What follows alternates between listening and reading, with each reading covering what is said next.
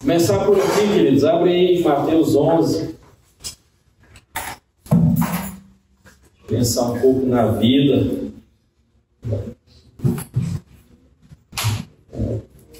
Mateus 11, a partir do 28. Todo mundo já decorou esse texto?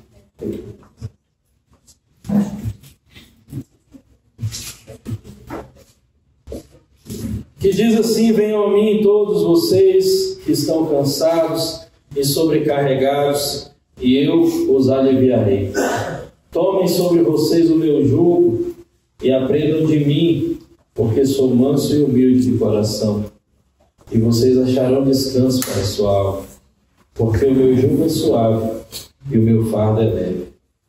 Amém? Então, irmãos, quem viu aí, eu postei um negocinho aqui sobre esse texto ontem, e eu estava ali no momento de meditar na palavra, ler, e comecei a ler esse texto, não consegui mais sair dele, e comecei a pensar, e comecei a meditar a respeito da vida cristã, e daquilo que tem se tornado o que a gente acha que é a vida cristã. Eu comecei a ficar assim meio preocupado, irmãos. Se for ser bem sincero, bem preocupado com aquilo que a gente não está entendendo a respeito da palavra. Quando a gente olha para a geração de crente de hoje, de cristãos, nós não vemos pessoas livres, nós não vemos pessoas que caminham aliviadas, nós não vemos pessoas que não carregam fardos. Nós estamos vendo justamente o contrário. E eu fiquei meditando nisso, querido. Eu fiquei meditando entre a distância que existe da vida religiosa que nós criamos, que nós vivemos, e a promessa de Jesus nesse texto. E eu fiquei pensando, por que a gente carrega tanto fardo? Por que a maioria das pessoas que a gente conversa, elas estão cansadas? Por que as pessoas não têm vigor? Por que as pessoas não têm alegria? Por que os crentes não vivem uma vida de alegria? Por que tem tanto crente com depressão quanto quem não é crente? Por que tem tanto conflito pesado que a gente vive dentro deles anos e anos e anos e não consegue sair? E por que a gente às vezes... Algumas pessoas já até falaram isso, é bem estranho, mas falam assim, é como se quando eu não fosse da igreja, eu fosse mais feliz. Alguém já ouviu isso? Aquela ideia assim, cara, parece que eu era mais leve, parece que eu era mais tranquilo. E depois que eu comecei a frequentar, vou falar frequentar a igreja, querido, porque a gente acha assim, não, depois que eu me tornei crente, ou depois isso, não, você começou a frequentar a igreja. Porque normalmente isso demonstra, essa característica que as pessoas carregam hoje, demonstra que elas não estão no lugar de fato que deveriam estar. Que elas não estão realmente se relacionando com Cristo da maneira que deveriam se relacionar. Porque quando você olha para uma vida religiosa, muitas pessoas começaram a vida cristã desse jeito, debaixo de um fardo, debaixo de um peso. Quantas vezes a gente não começa a vida cristã com aquela ideia daquilo que pode, daquilo que não pode? Como é que é a mentalidade das pessoas? Vai pregar o evangelho para algumas pessoas, e às vezes você nem está pregando o evangelho, você está falando da sua religião, mas você vai falar alguma coisa, a primeira coisa que a pessoa pensa é o que ela não pode fazer, o que ela tem que abrir mão, é aquilo que eu não vou conseguir mais poder fazer, são os amigos que eu tenho que abandonar. E de repente você descobre uma coisa, querido, talvez boa parte da sua vida cristã tenha sido debaixo de um sistema religioso que colocou em cima de você um monte de fardo, que não trouxe alívio, que trouxe mais peso. Sabe uma coisa interessante que eu tenho visto? A gente vive muito mal, eu estou ficando assustado com esse negócio. As pessoas vivem mal demais, os anos estão passando, nós estamos envelhecendo, os conflitos estão envelhecendo junto com a gente, mas não estão sendo resolvidos. As crises que a gente tem não estão sendo trabalhadas. Parece que o tempo vai passando e as coisas vão piorando. A impressão que dá, querida, é que as pessoas, a cada dia que passa, elas se impõem mais peso. Elas estão se impondo mais fardos. E eu fiquei olhando para esse texto e falei, Deus, o que a gente não está entendendo aqui? O que aconteceu no meio do caminho? Que ao invés de nós encontrarmos o Jesus que nos alivia, nós encontramos a religião que nos oprime. E às vezes, querido, você mesmo é o seu maior opressor. Às vezes não é externo, não. Você, às vezes, é o seu maior carrasco, você que se cobra, você que acha. Você já parou para pensar quantos fardos você carrega hoje que Deus nunca colocou em você? Você já parou para pensar quantas cobranças você faz para você mesmo que não tem nada a ver com aquilo que Deus espera de você? Tem coisas que são. Você sabe que tem coisas que tem que mudar na sua vida, que já era para ter mudado, e que não mudaram. Então tem coisas que você sabe que é o próprio Deus que está falando contigo. Mas existem coisas que é você mesmo. Sabe quando você começa com o seu perfeccionismo? Quando você começa com as suas insatisfações? Aí você fica olhando, cara, para que tanta insatisfação nessa vida? Para que tanta reclamação? Porque o nosso foco está a maior parte do tempo nas coisas ruins. Porque o nosso foco está a maior parte do tempo naquilo que a gente não dá conta. Vou falar sério, irmãos, o negócio está feio. Agora entenda uma coisa. Uma vez eu ministrei sobre uma palavra que falava, acho que 5 características ou 5 coisas que acontecem na sua vida que vão demonstrar que você está fora do lugar que você foi criado para viver. Alguém lembra disso aí? Foi lá na Ponte Alta. 5 coisas, não sei se foi 5, 3, 4, mas acho que era 5. 5 coisas que você está na sua vida, ou 3, não sei, me lembro. Se eu vou falar agora, acho que eu lembro de 3, as 5 eu não me lembro. Que vão demonstrar claramente que você está fora. E são coisas simples, e você percebe que a maior parte das pessoas que estão vivendo na face da terra hoje, vamos colocar aqui dentro de uma característica ali cristã, dentro do ambiente cristão, a maior parte das pessoas que estão frequentando as igrejas nos dias de hoje carregam essas marcas. A primeira coisa, ansiedade. O mal do século, né? Todo mundo fala. Você é ansioso, meu querido? Só dá um sinal para você que você não está no lugar que você deveria estar. Segunda característica, medo. Se você tem medo das coisas da vida, você vive preocupado com o amanhã, com medo das coisas dar errado, você não aprendeu a viver de acordo com o Evangelho. Estava vendo um cara que diz que é judeu falando, e ele diz que a mentalidade do judeu é nunca ficar esperando aquilo que é ruim. Sabe aquela história de ficar com medo do amanhã, porque o amanhã vai dar errado? Não, a mentalidade é o contrário. Amanhã vai dar certo. Se der errado, a gente resolve. Cara, olha só que mudança de perspectiva simples, que ao mesmo tempo pode trazer uma paz dentro do teu coração enorme. Eu não vivo preocupado com o amanhã de que vai dar errado, eu tenho que estar preparado. Não. Eu creio que amanhã vai dar certo, trabalho para isso. E no meio do caminho vai acontecer os percalços, as dificuldades, você resolve. Sabe aquela coisa, a pessoa não deve envelhecer pensando que vai dar errado, que ela vai ter problema lá na frente. Não, ela vai semeando, vai trabalhando e vai dando certo. Quando chegar lá na frente e precisar resolver, você pode ter certeza de uma coisa: o Deus que cuidou de você hoje vai continuar cuidando de você amanhã, e vai continuar cuidando de você na sua velhice, e vai continuar cuidando de você na eternidade. Porque Deus, Ele não vai desistir de nenhum de nós. Não vai abandonar. E aí você percebe uma coisa. Agora eu vou colocar mais um ponto, principalmente para as mães. O Deus que cuidou de você vai cuidar dos seus filhos. Amém. Uma vez eu vi, acho que eu contei isso aqui uma vez, eu vi um relato de um cara contando a experiência que ele teve com um índio. E ele foi para a tribo, e o índio ele tem uma mentalidade do agora. Por quê? Porque o índio vive dentro de uma realidade onde ele estica a mão, ele tem uma fruta. Ele vai caçar, ele tem a caça. E amanhã ele sabe que vai ter animal lá de novo, dentro de um sistema normal, sem a destruição que a gente vê aí acontecendo. Ele tem aquela mentalidade que o pé de manga, no ano que vem, vai dar manga de novo.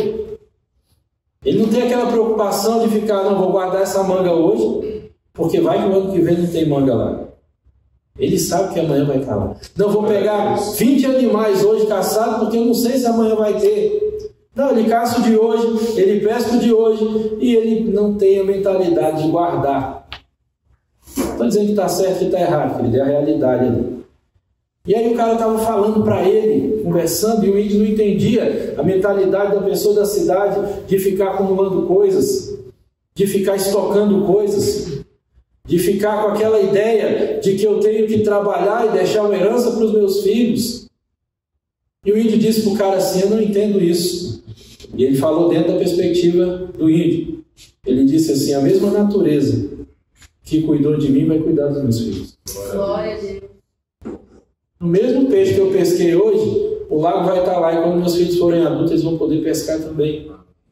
Quando o meu filho for caçar, a mesma mata vai ter os mesmos bichos. E aí o que acontece, querido? Nós precisamos converter isso. O mesmo Deus que cuidou de você vai cuidar dos seus filhos. Se você deixar a herança, se você não deixar, se você fizer grandes coisas, não importa, mas o mesmo Deus que está cuidando de você agora, Ele está olhando para os seus filhos, e Ele está cuidando de cada um. Sabe, irmãos, eu fico olhando, a gente vive muito mal. A gente está vivendo muito mal, a gente vive relacionamentos desgastados. Um desgaste emocional, um cansaço. Você vai conversar com as pessoas, é um cansaço que não passa nunca. Pode dormir 2 dias seguidos, que quando acorda cansado. Porque não é um cansaço físico. Não é um cansaço que resolve descansando fisicamente.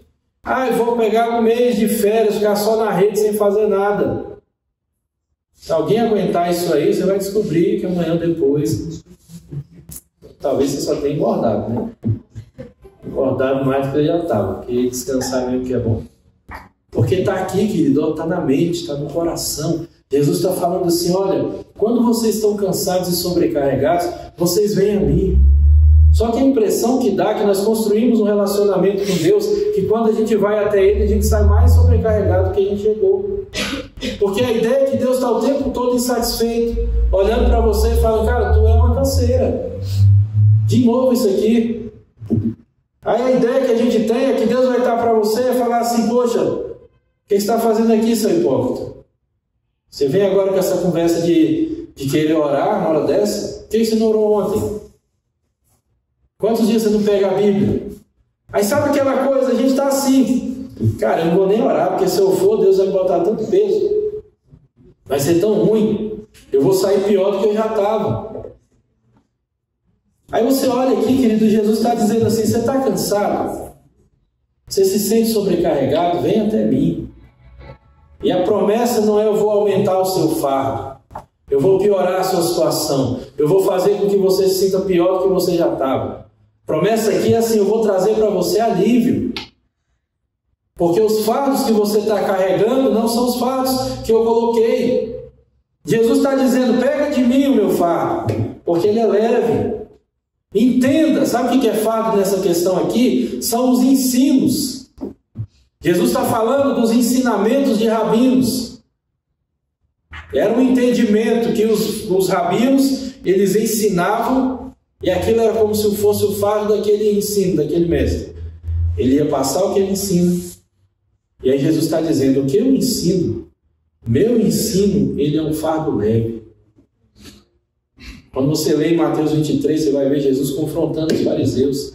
E ele diz uma coisa: vocês colocam pesados fardos nas pessoas, mas nem com o dedo vocês ajudam a carregar. Sabe, querido, aquela postura religiosa de cobrança, de injeção de paciência ali, mas no fundo o cara não ajuda nem com o dedo. Vão impondo fardos com ensinos pesados. Com isso não pode, com aquilo não pode. Quando você vai ler, eu estava lendo aqui, vamos abrir aí em Romanos 14.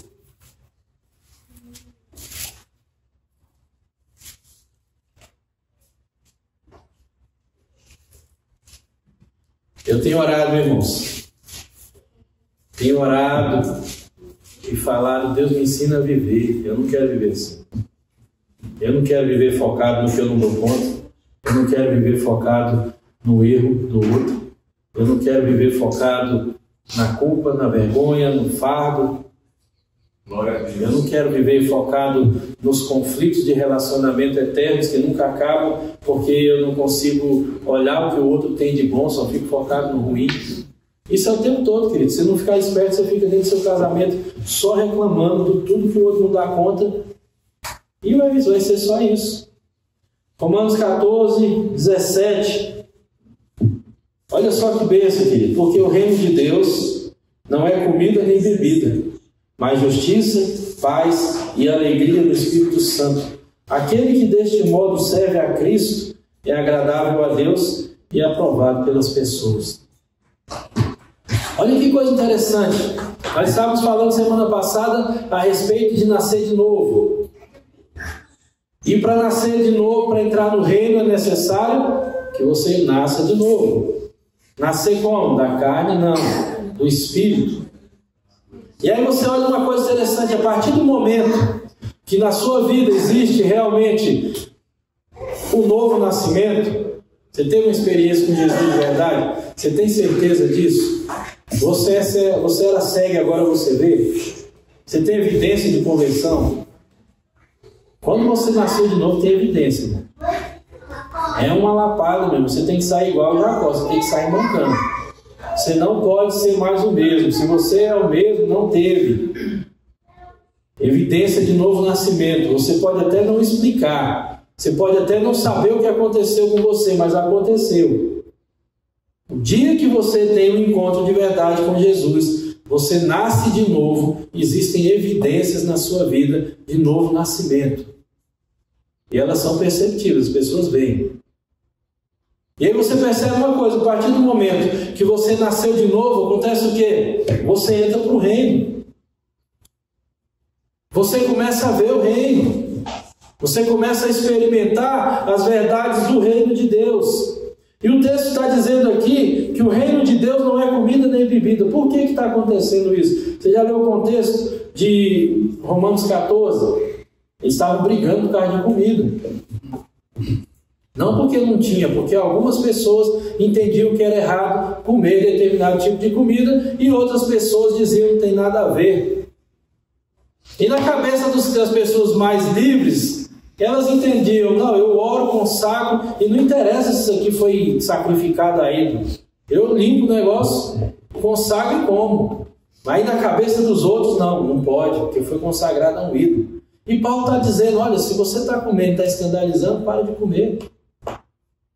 Para de atrapalhar os mais novos na fé com aquilo que você pratica, porque se você continua insistindo em fazer alguma coisa que escandaliza o outro, você não está agindo com amor. Aí Paulo chega e diz assim, por quê? Porque o reino de Deus não é isso. O que Jesus está ensinando não tem a ver com o que você come, deixa de comer, com a maneira que as coisas estão acontecendo de forma externa. Ele está dizendo, a coisa é de outro nível. O reino de Deus não é comida nem bebida. Não é porque você come determinada carne que foi sacrificada e consagrada e o outro não come, que um é melhor do que o outro. Ele está dizendo, mas o reino de Deus, ele começa dizendo, é justiça, paz e alegria. Quando você joga isso para dentro da perspectiva relacional e você começa a pensar, o que é justiça na visão do reino? Quando é que você é justo com alguém que você está andando junto? Quando é que você age com justiça diante de uma situação? Sabe, aquela coisa de você entender o que é justiça? A justiça, de fato, no original mesmo, assim, na essência, é você andar no caminho reto. É você andar em retidão. Quando é que você é justo? Quando você está andando em retidão.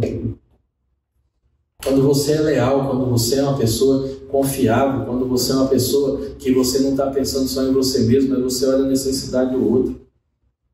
Sabe, você age com justiça quando a pessoa tem uma necessidade e você se dispõe, não por uma obrigação, mas você se dispõe com o coração voluntário a ajudar aquela pessoa naquilo. Uma vez eu vi um cara pregando, um pastor pregando, e ele falou uma coisa interessante sobre Zaqueu. Quando o Zaqueu ele sobe na árvore, vê Jesus, Jesus chama ele, e Zaqueu tem aquele momento ali, com o encontro de Jesus, ele tem um momento de arrependimento, e sem ninguém falar nada para ele, talvez o Espírito trabalhando no coração dele, mas sem ninguém ver nada, ele levanta e diz: se eu roubei alguém, vou pagar, vou devolver. Se eu defraudei, vou fazer, vou restituir e vou dar mais não sei quanto por cima. O cara estava falando assim, já Zaqueu, naquele momento, um homem, ele foi agente de justiça para uma multidão de pessoas. Quantas pessoas foram injustiçadas, quantas pessoas foram lesadas, quantas pessoas estavam passando necessidade, dificuldades por causa da situação ali, daquilo que ele roubou, daquilo que ele tirou de maneira injusta, mas no momento que ele se posiciona e restitui, você imagina as famílias, querido? O cara foi lesado no imposto dele lá, em alguma situação, de repente ele está em casa, só com arrozinho e feijão, e bate alguém na porta dele. E diz assim: eu tive um encontro com Deus, eu estou aqui para te devolver o que eu tirei de você que não era certo. Estou aqui para trazer 4 vezes mais. E a pessoa olha e a justiça de Deus entra na casa daquela pessoa. E a gente olha isso, Paulo está dizendo assim: seja justo com seu irmão. Ande em caminho de retidão com ele. Ele está dizendo, é justiça, paz. Aí uma coisa interessante, você olha para isso, está dizendo na questão da paz, é você deixar de viver dentro de um ambiente de conflito. O reino de Deus não é um ambiente de conflito, onde eu passo o meu tempo inteiro brigando com os outros para elas serem aquilo que eu acho que elas têm que ser. Glória a Deus. O reino de Deus não é a esposa perturbando o marido perturbando a esposa para ver se o cara se converte ou não. O reino de Deus é paz. Glória a Deus. Sabe, querido, isso é muito sério. O reino de Deus não sou eu como pastor olhando para a sua vida e te cobrando o tempo inteiro e falando: você não faz isso, você não faz aquilo. Às vezes a gente faz, né? Aleluia. Dá uma lapada aí, de vez em quando. Mas o alvo não é esse. Aí se você olhar para dentro de uma visão interna, é paz. É paz com o outro. É paz com Deus. E é paz com você mesmo. Aí você olha uma coisa, querido, a gente vê as pessoas perturbadas, as pessoas atribuladas. Sabe aqueles crentes tribulados? Aquela conversa de crente pentecostal, atribulado, só fica nisso, o crente batalha. E aí, irmão, como é que tá? Na batalha, na guerra, Satanás tá furioso. Olha o bicho furioso, né, rapaz? Não sossega nunca. Fico pensando, acho que o Satanás é mais light do que os crentes pensam, sabia? Não deve ser essa fúria toda que eles pensam, não. O bicho é sagaz. Não acho que essa raiva toda não. Ele é calculista, ele é frio. E aí as pessoas, porque é só guerra, só guerra. Estou na prova, essa prova não acaba nunca. Vai sendo prova do Enem, que passa o dia inteiro nela. Prova de concurso. Deus me livre, irmão. Não tem paz, não tem alegria. Aí quando você joga no terceiro, o terceiro é o que é mais assustador. Você encontra nos braços os crentes que são alegres hoje. Você olha e fala: cara, cadê a alegria do povo? A gente está parecendo aquela hiena, né? Ó dias, ó céus. A gente já acorda. Eu uso um termo, é uma arrastação de chinela. Você sabe quando a pessoa arrastando chinelozinho? Sabe, é uma coisa estranha. Você não vê as pessoas com os olhos brilhando, falando assim: cara, eu estou me relacionando com Deus, eu tenho projetos, eu tenho coisas que Deus está falando comigo, tem coisas acontecendo. Não, você não vê vigor. Você vê o povo cansado. Cansado no contexto físico. Porque a vida impõe as correrias mesmo. Cansado emocionalmente. E não passa nunca. Sem alegria nenhuma. É uma murmuração eterna, é uma reclamação, é uma insatisfação o tempo inteiro. Nada tá bom, nada alegra. Relacionamento tudo pesado, desgastado. Uma tristeza, irmãos. Aí você vai olhando, os anos estão passando e a coisa está do mesmo jeito. E eu estava olhando, cara, Jesus ele faz uma promessa, a coisa mais linda do mundo. E vem aqui, está falando: vem cá, meu filho, você está cansado, vem cá que eu vou trazer alívio.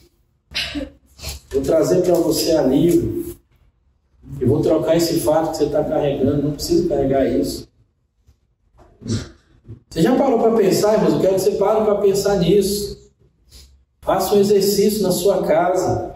Quais são as suas preocupações hoje? De verdade, seja sincero. Vem com um papinho de crente fazer o politicamente correto. Não. O que está te afligindo? O que pesa no teu coração mesmo de preocupação?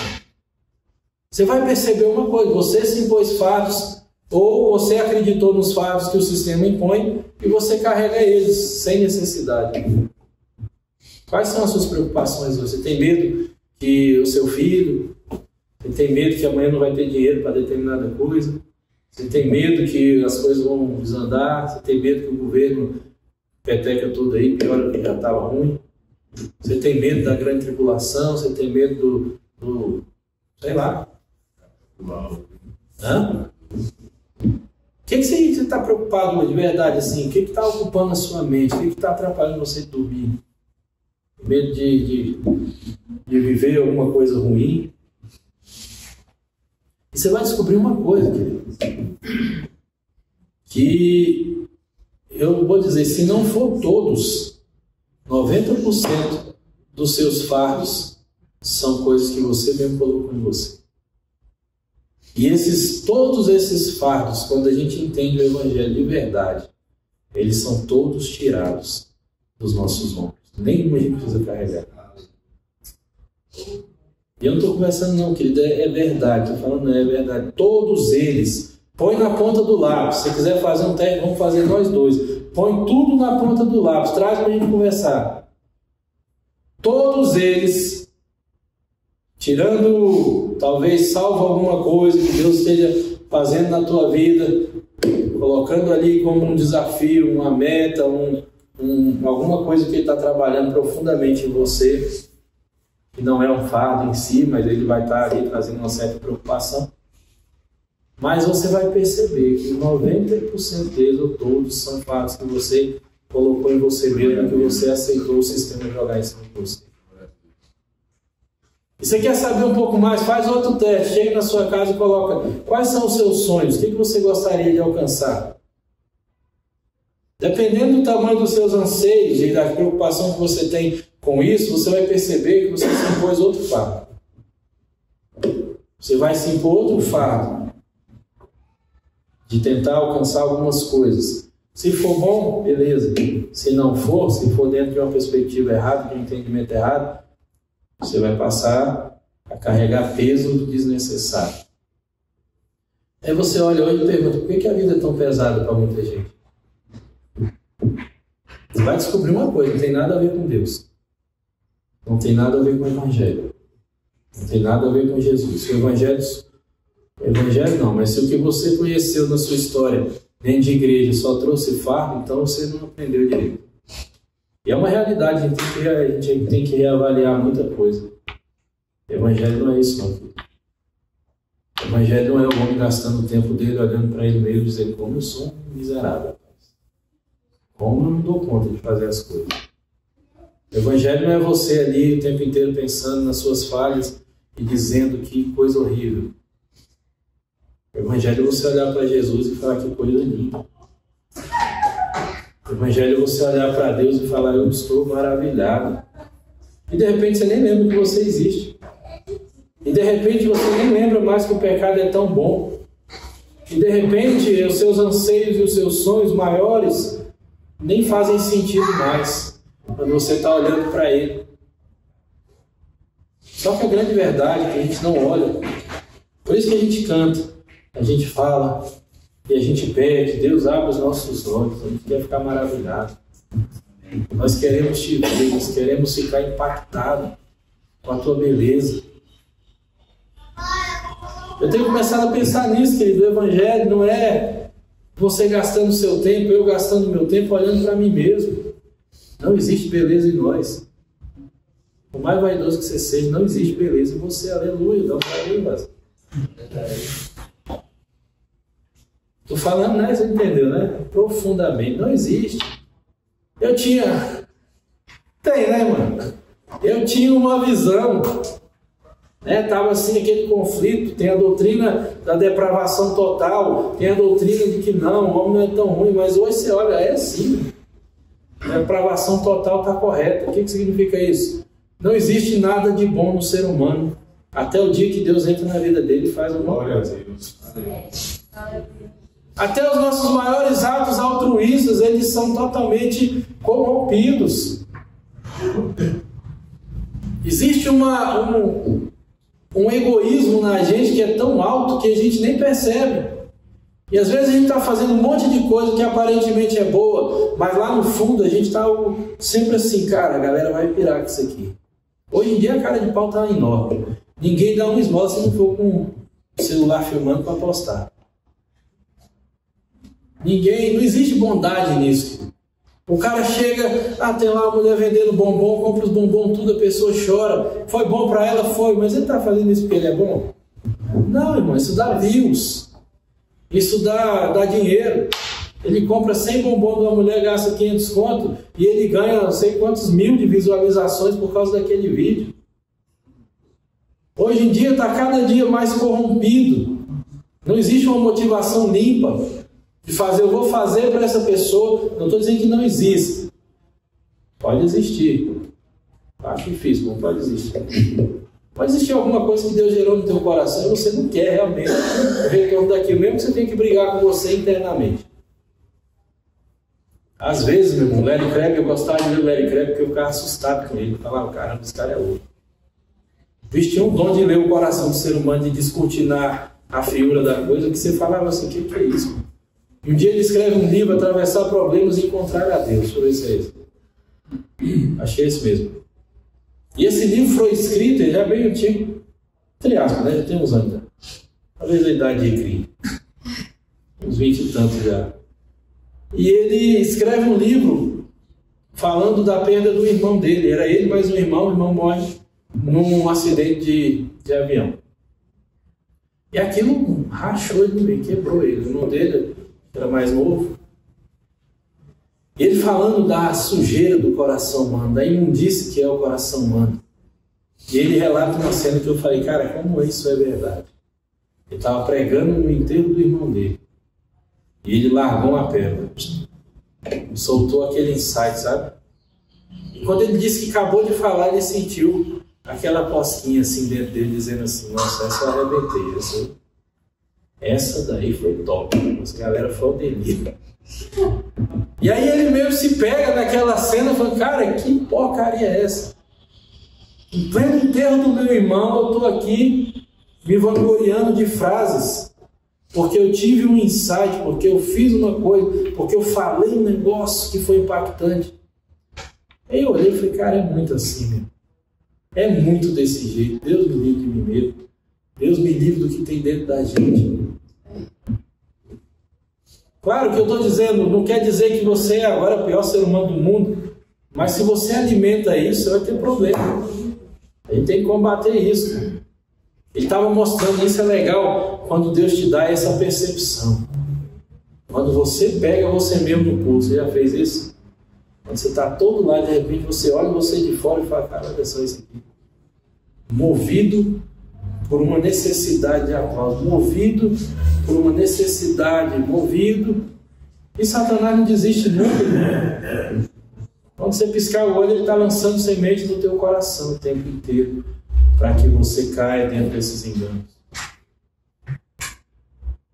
E aí o que acontece, irmãos? Tem que acontecer alguma coisa na nossa vida para mudar essa realidade. A gente precisa realmente ser impactado por alguma coisa de verdade.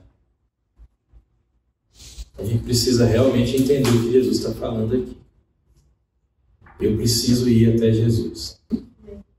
Eu preciso encontrar esse alívio. Eu preciso encontrar esse descanso para mim.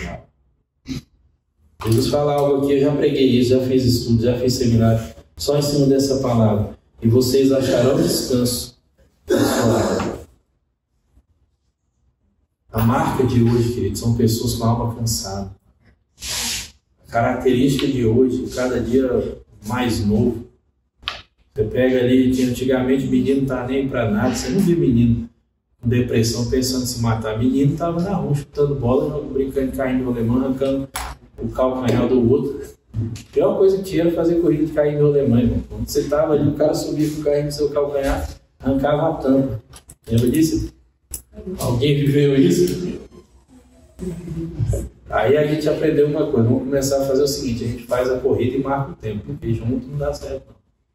Você acaba arrancando o pé um do outro. E aí sabe o que acontece? O menino não tinha tempo para isso. Era atividade demais. Eu me lembro quando era menino, eu só pensava assim, eu tenho que ir para a escola, que era a parte ruim, e quando chegar eu vou para a quadra, era só isso. Acordava, dava tempo de ir para a quadra, jogar a bola só rachando de 11 horas, não tinha problema. Às vezes descalço, dando bolha no pé, mas estamos aqui. Alegria. Acabava ali e voltava para a quadra, era só isso. Tinha tempo de ficar triste, deprimido. Claro que tinha situações que aconteciam, ficava e tudo. Mas você vê hoje, cada vez mais novo, os meninos mais cansados na alma. Você conversar com um menino de 12 anos que fala que não dorme.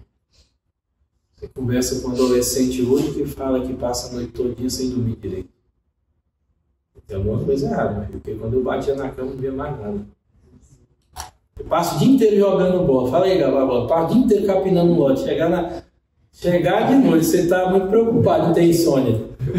Quando acordado aqui, foi lá que eu já amanheceu, não acordei. Eu nem tenho de dormir. Acaba trabalhando na roça, meu irmão. Pergunta se ele tem insônia. Tem tempo aí? Não dá tempo não, menino. Você tá doido. Aí você olha a situação, querido, o menino fala, não durmo. Aí você vai conversar, porque não tenho vontade de fazer nada. A gente fala, né, aquela brincadeira, todo mundo brinca. Antigamente era assim, você não vai mais jogar bola. Tá de castigo, pode voltar. Hoje não, vai pra rua jogar bola lá com o celular. Você tá de castigo, deixa o celular aqui e vai jogar futebol. Você vê como é que o negócio tá esquisito. Quantidade de jovens abaixo de 18 anos pensando em se matar. Quantidade de adolescentes se cortando. Quantidade de meninos se drogando. Quantidade de meninos se prostituindo. Tentando achar alguma alegria, tentando achar alguma coisa no meio dessa angústia, dessa dor, dessa agonia. Quantidade de problemas, e as pessoas estão ali carregando a alma cansada, cada vez mais novo. Alma cansada, desanimado, sem vigor, sem alegria, sem projetos, sem sonhos, sem nada. Só existindo. A gente pode nem dizer que está vivendo, querido. Viver é mais do que isso. A pessoa está existindo. Da pior forma possível. Acorda num dia já pensando, meu Deus, mais um dia, mais uma canseira. Encerra o dia pensando, que dia chato, mais uma noite com dificuldade para dormir. Aí tem dificuldade, acorda de manhã, ai meu Deus. Cara, tem alguma coisa muito errada, não? Tem alguma coisa muito errada. Por que a gente não acha descanso para a nossa alma? Por que a gente não acha descanso para a nossa alma? Por que a gente está carregando tanto fardo? Por que tanto peso? Por que tanto medo? Por que tanta preocupação? Para que tanta murmuração? Para que tanto cansaço na alma? Glória a Deus. Sabe, queridos, eu entendo isso. Eu tenho horário, eu quero orar hoje, a gente vai orar por isso. Deus faz alguma coisa na nossa vida para a gente entrar nesse lugar. Que a gente consiga de verdade entrar nesse lugar de alívio.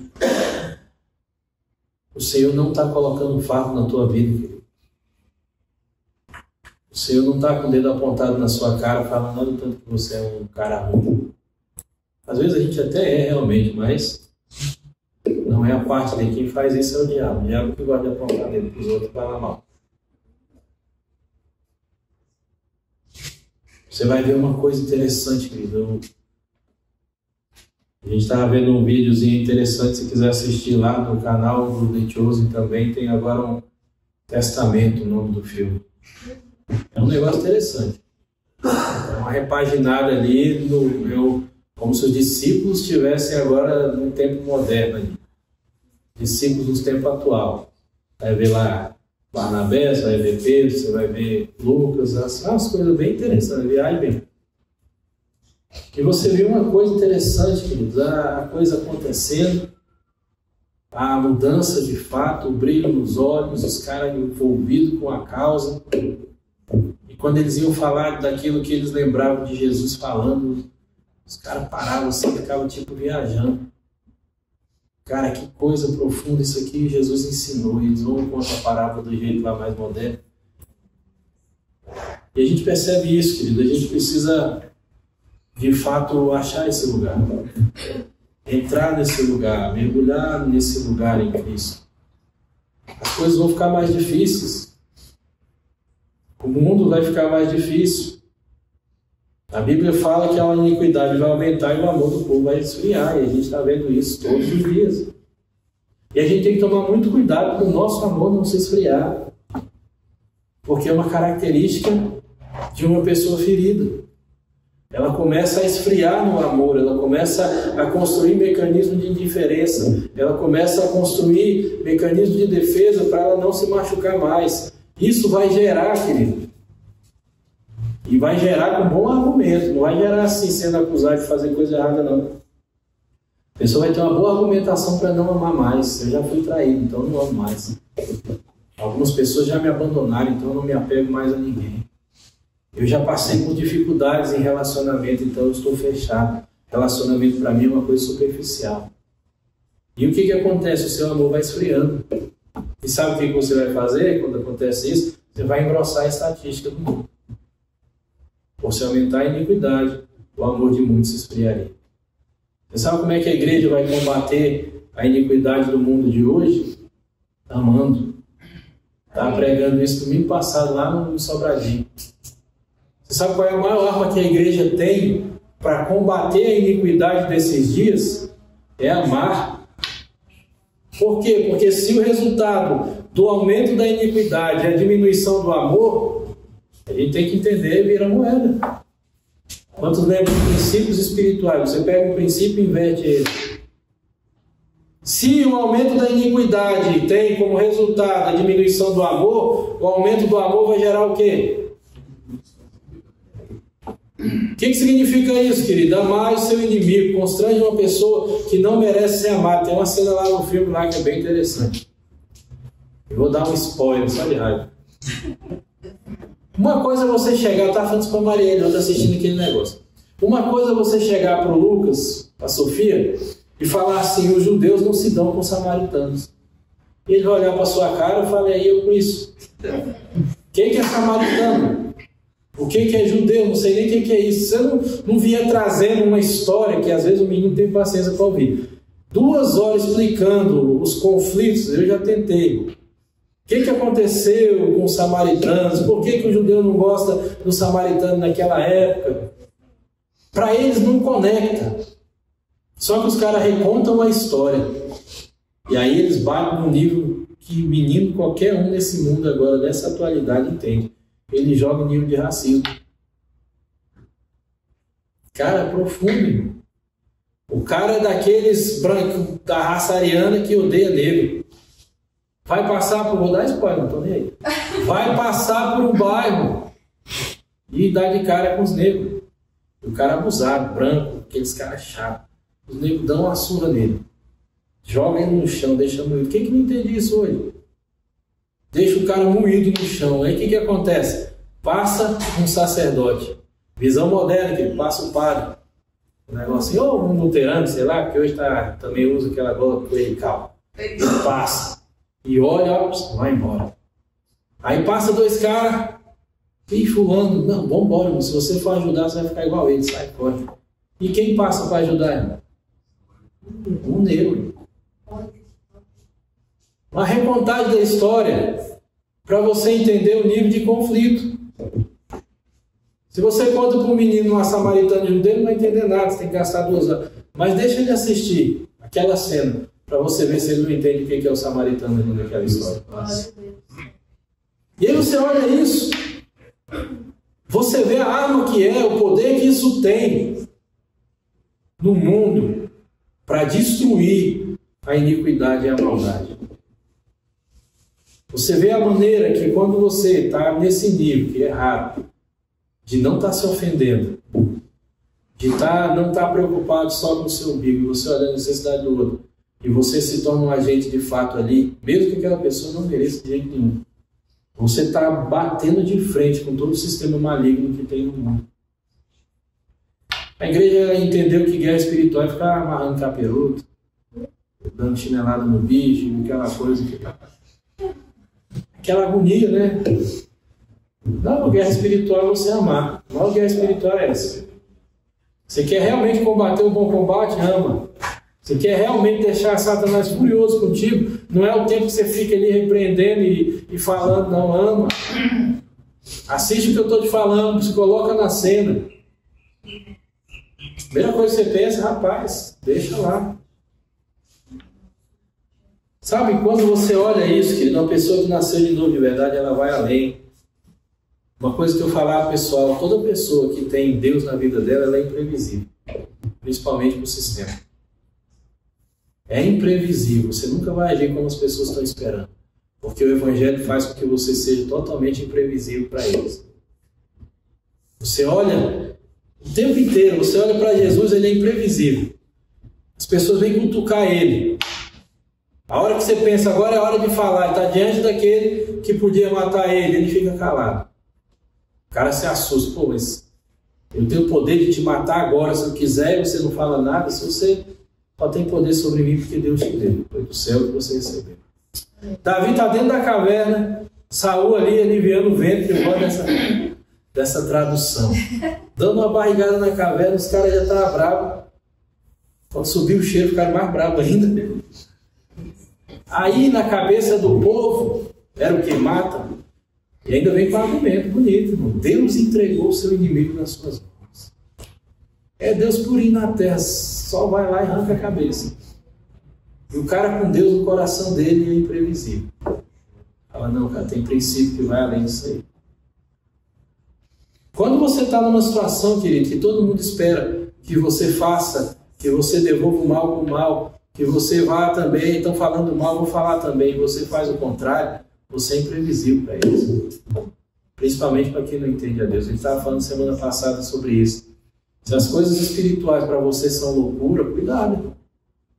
É um sinal que você não nasceu de novo. Se uma pessoa chega para você e fala assim, cara, o cara fez mal para mim. Se você assiste um vídeo, igual aconteceu, o cara tem a filha dele, uma pessoa da família morreu, e todo mundo está lá diante do cara xingando e cuspindo de ódio. E de repente entra alguém e diz assim, todo mundo aqui tem ódio de você, mas eu estou aqui para dizer que eu te perdoo. Se isso para você é loucura, cuidado. Se você entende aquilo ali, e você discerne espiritualmente aquilo ali, é um sinal que você é uma pessoa espiritual, que você está discernindo as coisas do jeito certo.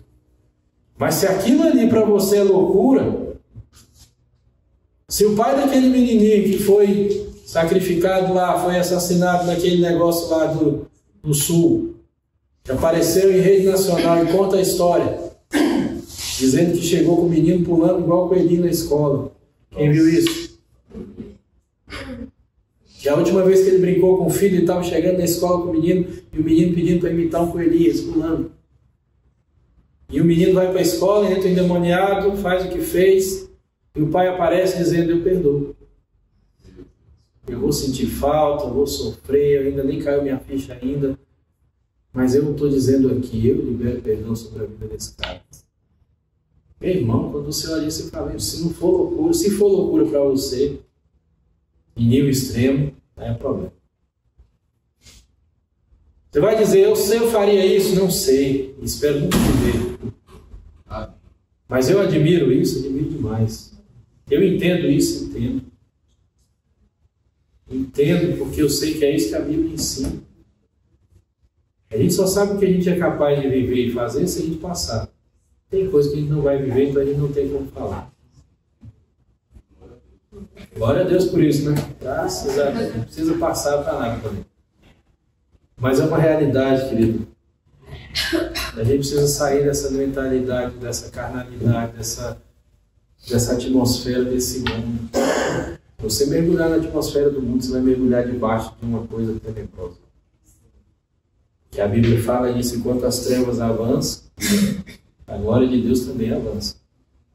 Enquanto o mundo está se enchendo de trevas, aqueles que são de Deus estão se enchendo de luz.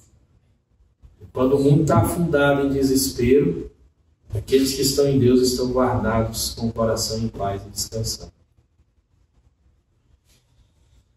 Aí a gente vai saber, de fato, onde a gente está. A gente está mergulhado na atmosfera do mundo, ou a gente está diante do Senhor, recebendo alívio e encontrando descanso para a nossa alma. Vamos orar, irmãos?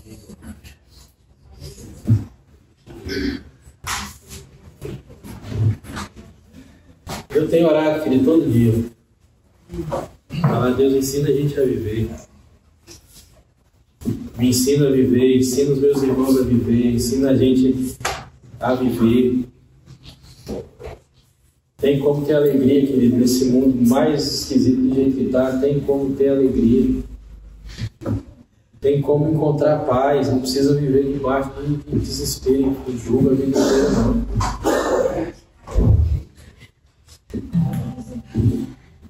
A proposta de Jesus ela é muito específica.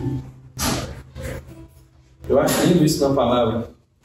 Quando Deus faz promessas, Ele não condiciona mais nada, a não ser a Ele mesmo. Venha a mim, não importa como é que está o mundo, não importa se você foi escolhido para viver os últimos dias e vai ver um nível de maldade crescendo terrivelmente. Não importa como está a sua casa, não importa como estão as suas finanças. Jesus não está dizendo, olha, venha a mim e se você tiver condição financeira boa, você vai encontrar descanso. Não, Ele está dizendo, venha até mim. Não importa como é que está o externo, querido. Uma das coisas que Deus ele pode fazer é prometer e se garantir nele mesmo.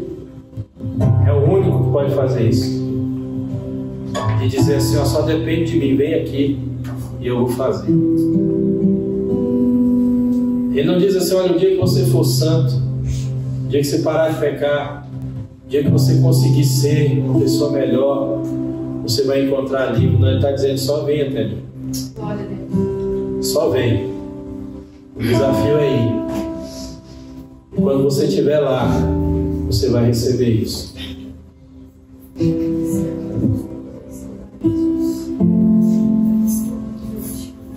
Pai, nós adoramos o Senhor. Eu oro, Senhor, agora, Pai amado, por cada um de nós aqui. Ensina-nos a viver. Ensina-nos a viver a vida que o Senhor tem para nós. Não a vida, Pai, que o mundo impõe. Não a vida, Senhor amado, que foi imposta por nós mesmos. Os fardos, as cobranças, os medos, a ansiedade, as preocupações. Tua palavra fala, Senhor, para nós lançarmos sobre Ti toda a nossa ansiedade. Porque o Senhor tem cuidado de nós.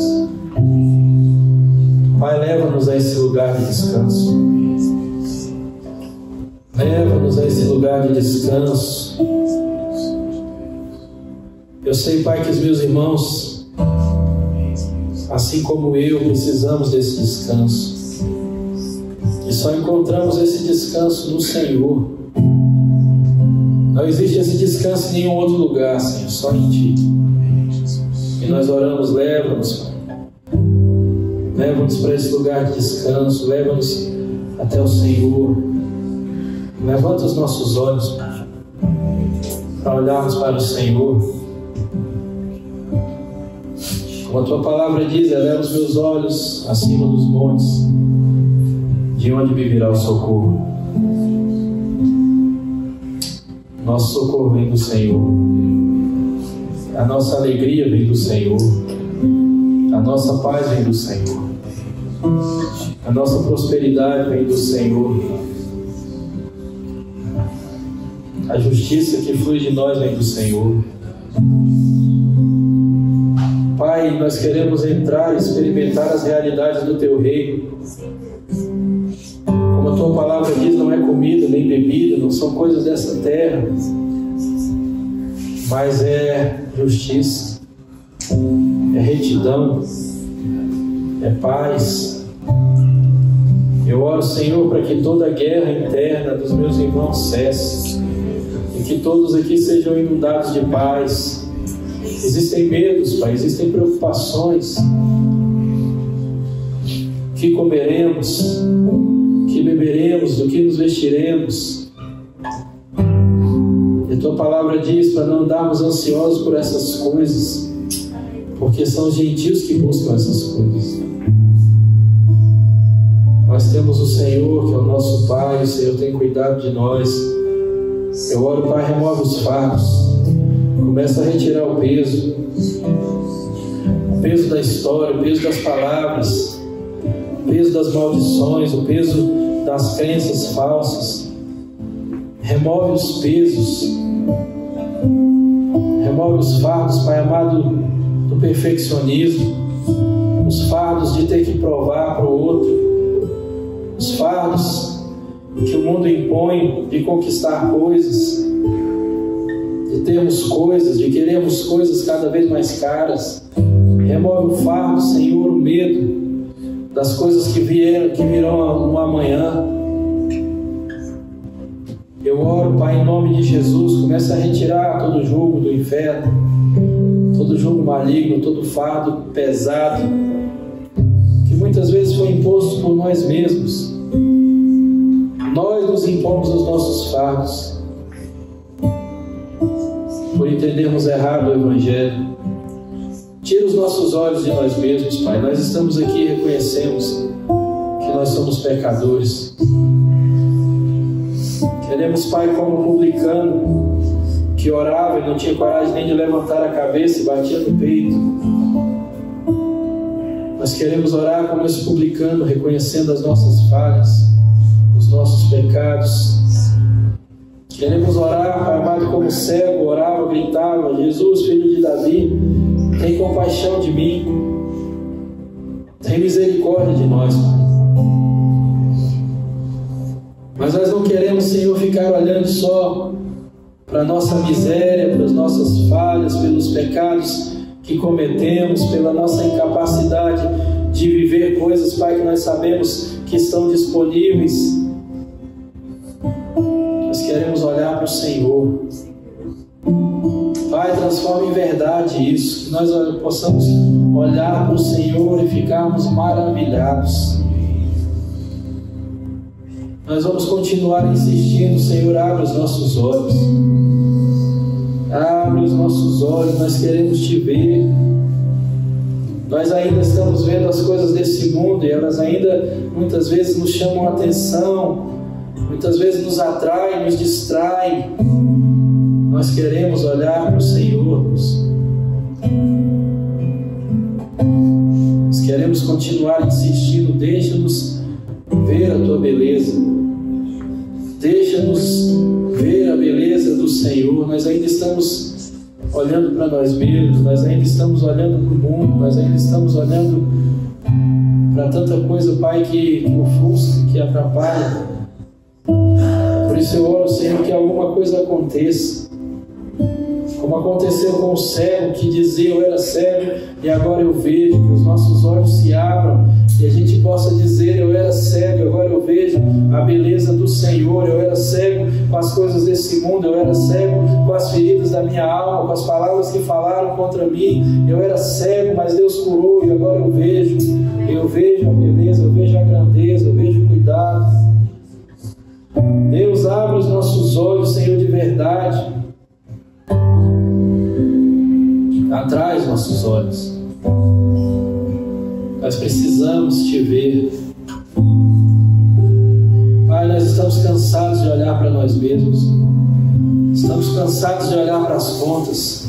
Estamos cansados de olhar para o nosso casamento. Estamos cansados de olhar os defeitos de um e de outro. Nós queremos olhar para o Senhor.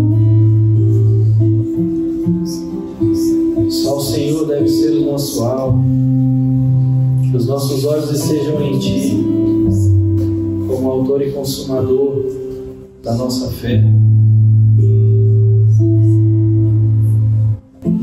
Nós clamamos isso.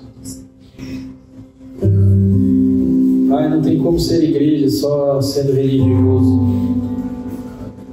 tem como ser igreja olhando só para as coisas religiosas.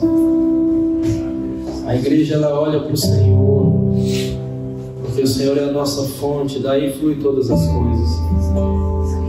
Daí flui o amor, Pai amado, que temos que ter um pelo outro. Daí flui, Senhor, a justiça. O olhar para o Senhor, estar contigo, flui, Pai, a paz. Flui, Senhor amado, as atitudes imprevisíveis para esse mundo. Flui o perdão, flui o caminhar da segunda milha. Flui, Senhor amado, não desistimos um do outro. É só quando estamos olhando para o Senhor.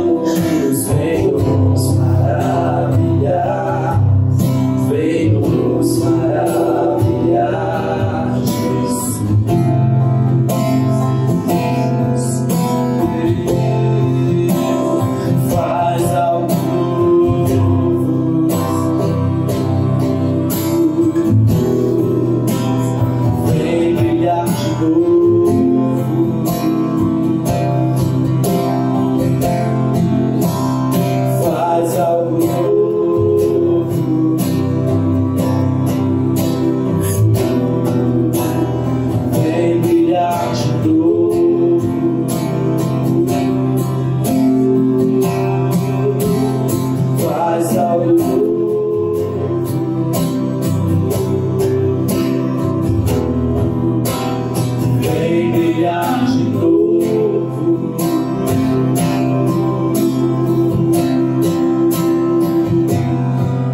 vem nos maravilhar, vem nos maravilhar, Jesus.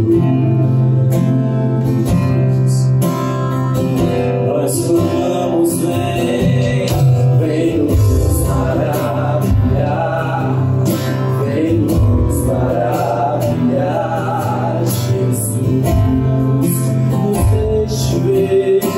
Nos deixe ver você, vem nos maravilhar, vem nos maravilhar, Jesus. Vem mais uma vez, vem nos maravilhar, vem nos maravilhar, Jesus.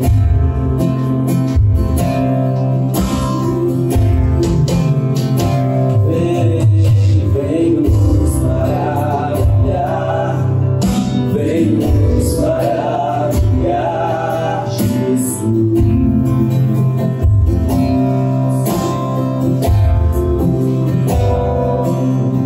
Vem nos maravilhar, vem nos maravilhar, Jesus.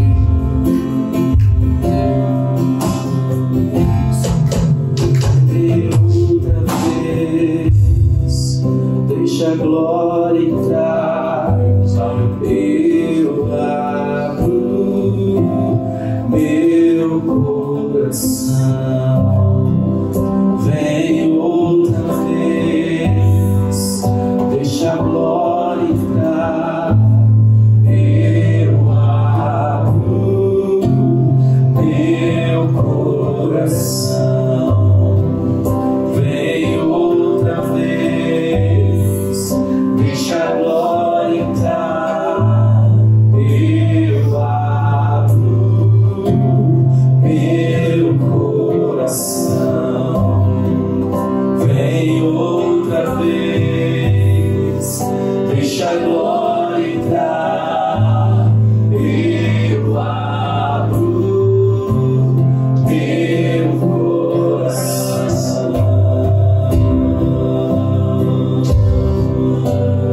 Eu abro meu coração. Não é o prédio que queres encher, é o meu coração. O vazio em mim é o que querias todo o tempo. Não é o prédio que queres encher, é o meu coração. O vazio em mim é o que querias todo o tempo. Não é o prédio que queres encher, é o meu coração. O vazio em mim é o que querias todo o tempo. Não é o prédio que queres encher, é o meu coração. O vazio em mim é o que querias todo o tempo. Vem outra vez, deixa a glória entrar, eu abro meu coração. Vem outra vez, deixa a glória entrar, eu abro meu coração. Vem outra vez, deixa a glória entrar, eu abro meu coração. Vem outra vez, deixa a glória entrar, eu abro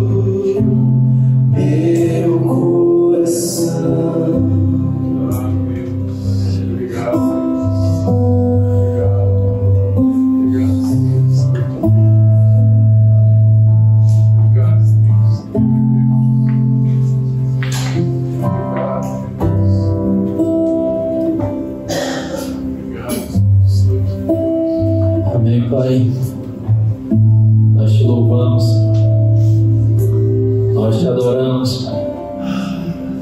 O Senhor é bom. O Senhor é bom. Nós engrandecemos o teu nome. Nós sejamos realmente cheios da tua glória, cheios da tua presença. Em nome de Jesus. Em nome de Jesus. Amém. Amém, querido. Estenda sua mão. O amor de Deus, o Pai, a graça do nosso Senhor Jesus Cristo e as ricas consolações do Espírito Santo esteja sobre a sua vida, hoje e para todos sempre. Deus abençoe você.